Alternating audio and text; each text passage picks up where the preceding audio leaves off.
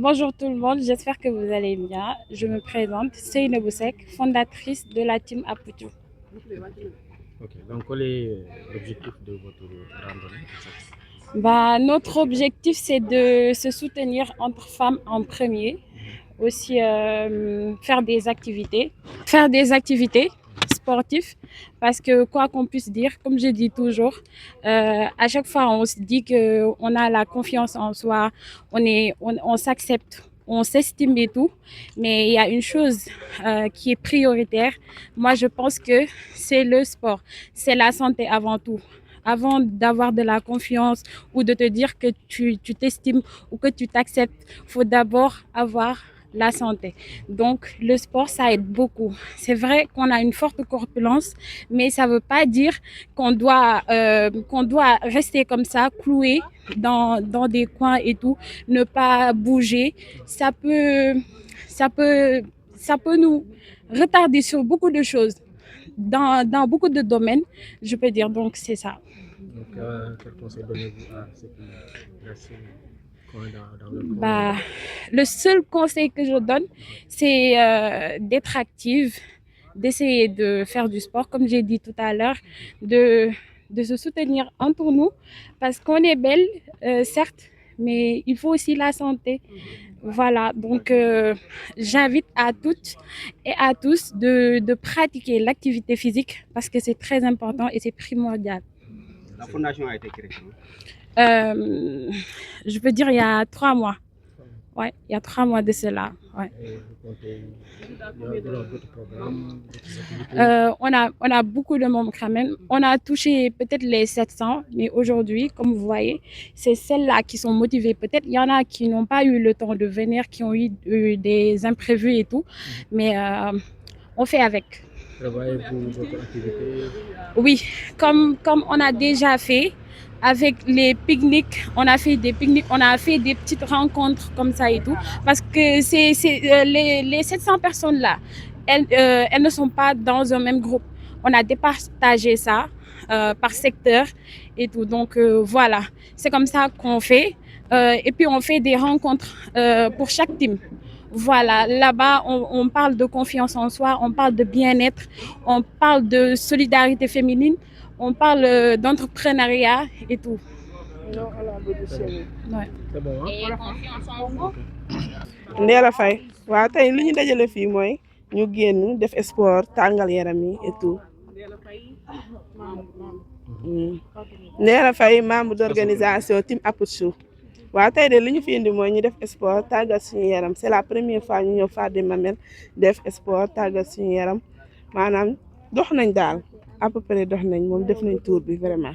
initiative fan la jógee lan moo leen poussé à ce ngeen amal activité bi. waaw parce que des fois da ngay gis ay xale yoo xam ne dañ leen di tees dañ leen di xas di leen body shaming léegi nag xale yooyu la ñuy motiver pour ñu gëm seen bopp ñoo xam ne ñoom tey jii ñoom kuñ fi dàqu leen fi ñu gëm seen bopp dëggal seen bopp. ba pare des fois damay wax lu am solo chaque jour maa ngi naan tey jii yow boo am benn morphologie da ngay xool adéquat sa yaram nga di ko sol loolu boo ko defee doo romb ba kenn wax la dara ba pare boo nekkee Aputu del xool yow tey jii li nga xamante ni mooy ànd sa wér gu yaram nga di ko lekk donte lekk neex na trop vraiment mais del xool li nga xam ne tey jii su ma ko lekkee dinaa ci am wér gu yaram ba pare ñuy sport dafa baax.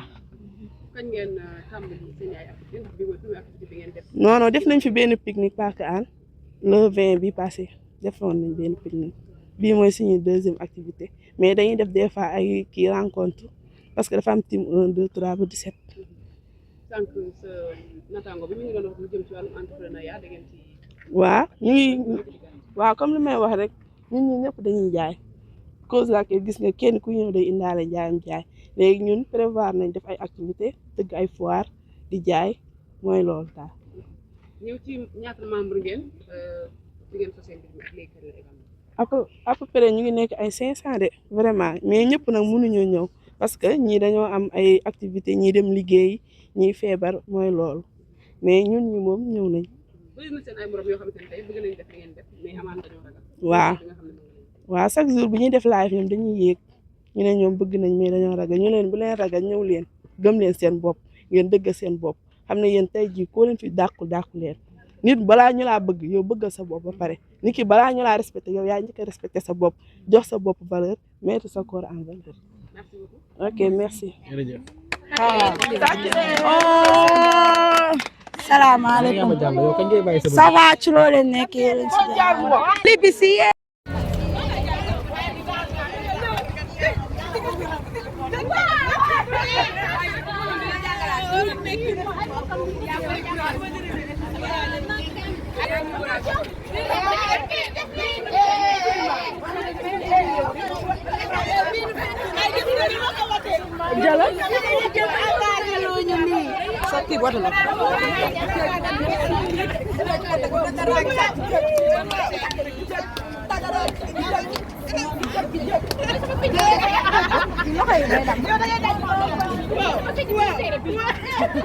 gis nga ni ma ko waxee gis nga ni ko loxo yi dama yow pere dama ko rew la rek dama la ko sét